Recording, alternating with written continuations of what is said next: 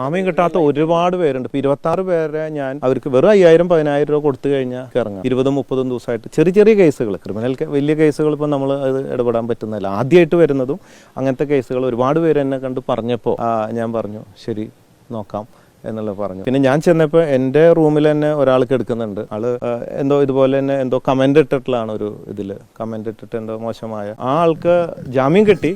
പക്ഷേ ജാമ്യത്തിന് ആളില്ലാതെ പൈസ ഇല്ലാതെ 6000 രൂപ ഇല്ലാത്തതുകൊണ്ട് അവിടെ കിടക്കുക. അപ്പോൾ അങ്ങനെ കുറേ പേര് എന്നപ്പോൾ നമ്മൾ അതിന് വേണ്ടിയിട്ട് നമ്മൾ ചെയ്യാം പറ്റുന്ന സഹായം ചെയ്യാം എന്നുള്ളത് അത് അറിയുന്നവർക്കറിയാം. ഇവിടെ മാത്രമല്ല, നമ്മൾ പല മേഖലകളിലും ചാരിറ്റി പ്രവർത്തനം നടത്തിക്കൊണ്ടിരിക്കുന്നുണ്ട് എന്ന രീതിയിൽ ഇതും ഉദ്ദേശിച്ചു അർഹിക്കുന്നതാണെന്ന് തോന്നി.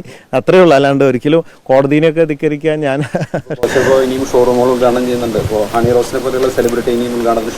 തീർച്ചയായിട്ടും ഞാൻ എൻ്റെ ഉദ്ദേശം അന്ന് ഇന്നൊക്കെ വിളിക്കുന്നത് മാർക്കറ്റിംഗ്, സെയിൽസ്, പ്രൊമോഷന് വേണ്ടിയാണ്. അത് അവരോട് പറഞ്ഞിട്ടാണ് വിളിക്കുന്നത്. അതിന് തന്നെയാണ് വിളിച്ചിട്ട്. ആ ഉദ്ദേശം മാത്രം തന്നെ ഉണ്ടായിട്ടുള്ളൂ. അത് വിട്ടിട്ട് വേറൊരു ഉദ്ദേശങ്ങളും ഒന്നും തന്നെ അങ്ങനെ ഒന്നും ഉള്ളതായിട്ട് എനിക്ക് തോന്നുന്നില്ല. അതിനെക്കുറിച്ച് ഒരു അറിവും എനിക്കില്ല. അറിയില്ല എനിക്ക് അതിനെക്കുറിച്ച്. ഇത് കോടതിയിൽ ഇരിക്കുന്ന കാര്യമായതുകൊണ്ട് നമുക്ക് അതിനെക്കുറിച്ചൊന്നും കൂടുതലായിട്ട് പറയാനില്ല. ഇല്ല, ബിസിനസ്സിനെ ബാധിച്ചിട്ടില്ല. ഇപ്പോഴാണ് കുറച്ച് നേരത്തെ വിളിച്ചപ്പോൾ ബിസിനസ്സുകളൊക്കെ നല്ല രീതിയിൽ നടക്കുന്നുണ്ട്. അതിനൊന്നും ബാധിച്ചിട്ടില്ല.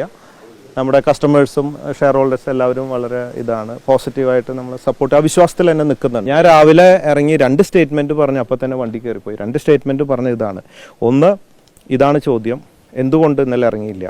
ഞാൻ പറഞ്ഞു ഇന്നലെ ഇറങ്ങാനുള്ള സംവിധാനങ്ങളൊന്നും അവിടെ എത്തിയിട്ടില്ല. ഇന്ന് രാവിലെയാണ് റിലീസ് ഓർഡർ വന്നിട്ടുള്ളത്.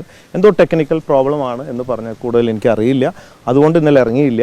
പിന്നത്തെ ചോദ്യം, ഇതുപോലെ ഈ ജാമ്യം കിട്ടാത്തവർക്ക് സാമ്പത്തിക സഹായം ചെയ്യാൻ വേണ്ടിയാണോ നിങ്ങൾ അവിടെ നിൽക്കുന്നത്?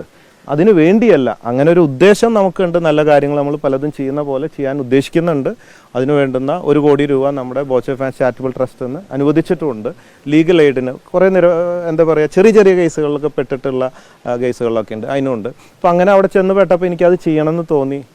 ഇതുപോലെ അത് ചെയ്യുന്നുണ്ട്. പക്ഷേ അതിനു വേണ്ടി ഇത് ചെയ്യുകയോ കോടതിയെ ധിക്കരിക്കുകയോ ഒരിക്കലും ഇന്ന് വരെ ഉണ്ടായിട്ടില്ല. അങ്ങനെ ഒരിക്കലും ഞാൻ ചെയ്യുന്ന വ്യക്തിയല്ല. അങ്ങേയറ്റം ബഹുമാനം മാത്രമാണ് കോടതിയോടുള്ളത്. ഫ്രം ദ ഹാർട്ട്, എൻ്റെ ഉദ്ദേശശുദ്ധിയിൽ ഒരിക്കലും ഒരാളെയും വിഷമിപ്പിക്കുന്ന രീതിയിൽ ഞാൻ സംസാരിക്കാറില്ല. അങ്ങനെ ഉദ്ദേശിച്ചിട്ട് സംസാരിക്കാറില്ല. പിന്നെ ഏതെങ്കിലും തരത്തിൽ എൻ്റെ വാക്കുകൊണ്ട് വേദനിച്ചിട്ടുണ്ടെങ്കിൽ ഞാൻ മാപ്പ് ചോദിക്കുകയാണ്. തീർച്ചയായിട്ടും ഭാവിയിൽ ശ്രദ്ധിക്കും ഞാൻ കാര്യങ്ങൾ പറയുമ്പോൾ. പ്രത്യേകിച്ച് കോടതിയും അത് പറഞ്ഞിട്ടുണ്ട്. വളരെ സൂക്ഷിച്ചൊക്കെ വേണം സംസാരിക്കാൻ കാര്യങ്ങളൊക്കെ.